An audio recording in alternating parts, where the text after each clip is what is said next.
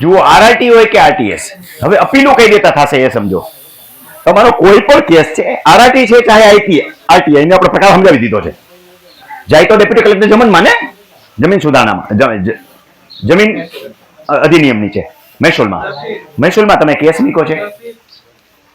જમીન મહેસૂલ અધિનિયમ નીચે તમારો કેસ ચાલે છે, તમારા રાઇટ ઓફ રેકર્ડનો કેસ છે, તમારા અધિકાર દુભાના છે એનો કેસ છે, બે વ્યક્તિ સામેનો છે. એટલે અહીંયા આવ્યો, વ્યક્તિ સામે સરકાર સામેનો હોય તો જમીન સુધારણા જસુમાં જશે, એ જશે જીઆરટી સુધી, આ રસ્તો જશે એસએસઆરડી સુધી. બે રસ્તા અલગ છે. હવે અપીલ ક્યાં થશે આની તમારી? તો માલિકી એક રિલેટેડ કેસ છે, ચાહે આરટીએસ હોય ચાહે આરઆરટી હોય, તમે ડેપ્યુટી કલેક્ટર પ્રાંત જમનમાં મૂક્યો છે. એ ચુકાદાથી તમે નારાજ છો, એટલે તમારી અનફેવરમાં આવ્યો તો ભલે, ફેવરમાં આવ્યો તો ભલે. તમારી અનફેવર આવ્યો તો તમે અપીલ કરશો, તમારી ફેવરમાં આવ્યો તો સામેવાળો અપીલ કરશે ને. એ ક્યાં જશે? કલેક્ટરમાં. કલેક્ટરે ચુકાદો આપ્યો, એક પક્ષકાર નારાજ છે તો એ ક્યાં જશે? એસએસઆરડીમાં. હવે એસએસઆરડી થી બે વસ્તુ કરી શકાય, કલેક્ટરમાંથી બે વસ્તુ કરી શકાય. જ્યારે પ્રક્રિયાનું પાલન નથી થયું, સમજી લો, રિમાન્ડ ક્યારે થાય અને રિવિઝન ક્યારે થાય.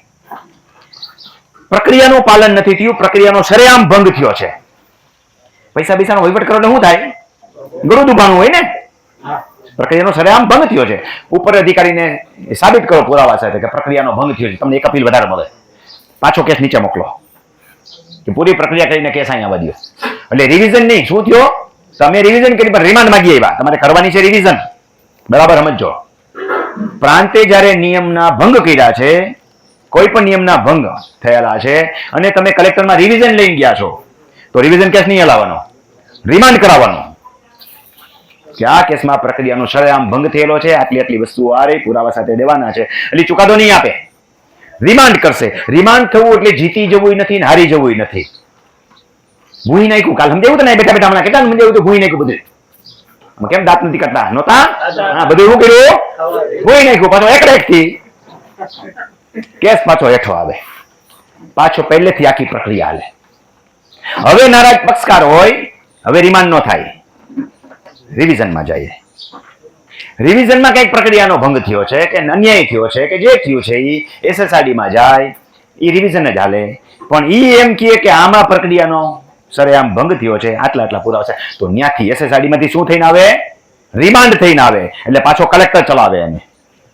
રિમાન્ડ કરીને લાવો ને ત્યારે એક ધ્યાન રાખવાનું, અધિકારીની બદલી થઈ જવા દેવી, ભલે વિલંબ માફી કરવી પડે. મારો જ આપેલો ચુકાદો હું બદલાવું એવી શક્યતા ઓછી ને.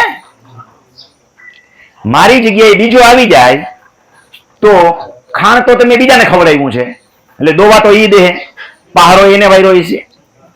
બીજી બેને આપણે ખાણ તો ખવડાવ્યું નથી, એટલે પહારો તો નહીં મારે. બરોબર? એટલે જેને બોઘેનું ભરી લીધું છે ને એનું ખાણ ફેલ થવા દેવાનું. અધિકારી બદલી જાય ત્યારે તમારે રિમાન્ડ લાવવાની, ત્યાંથી હાલવા દેવાનું, કા રિવિઝનમાં લઈ જવાનું. રિમાન્ડ ત્યારે જ લાવવાનું જ્યારે વ્યક્તિ બદલી જાય, તો વધારે સારું પડે. એવાય કેટલાય કેસ મેં જોયા છે કે બધાય ખાણના તપેલા મૂકે, ઓલો રિમાન્ડ લઈને આવે ત્યારે મૂકે. તો એવાય કેસ બતાવું જેમાં બદલી ગયા, પણ આપણે શું કામ ખોટું ખાણ ખવડાવવું? બરોબર છે. ન્યાયિક પ્રક્રિયાનું પાલન કરવું છે તો ક્યારે રિવિઝન લાવી, ક્યારે રિમાન્ડ કરવું, એ પરફેક્ટ સમજાઈ ગયું છે.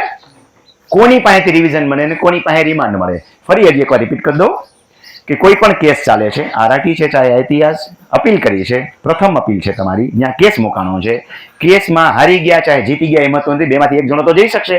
કેસનો પ્રકાર છે રિવિઝન. અરજી કેવી કરે છે?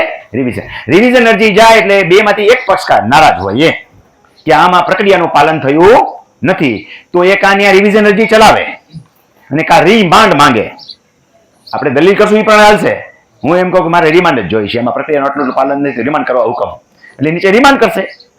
એટલે પાછો કેસ પરિવાર ચાલશે. ત્યારે અધિકારી બદલી ગયો તો વધારે સારું.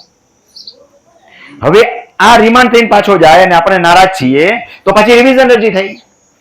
આ રિવિઝન અરજીમાં પ્રક્રિયાનું પાલન થઈ ગયું છે, તમે એસએસઆરડીમાં ગયા છો તો એ રિવિઝન ચાલી.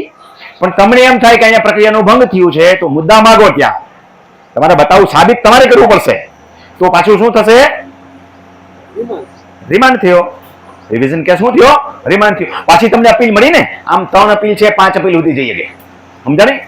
અપીલ કેટલી થઈ? 3. મૂળ અપીલ, રિવિઝન એસેસરી. પણ તમને મળી કેટલી ગઈ? 5. બધાય સંજોગોમાં રિમાન્ડ ન થાય, કારણ હોવું જોઈએ. જેમ ડીલે માફીનું કારણ છે એમ રિમાન્ડનું કારણ પણ અલગ સાબિત કરવું પડે.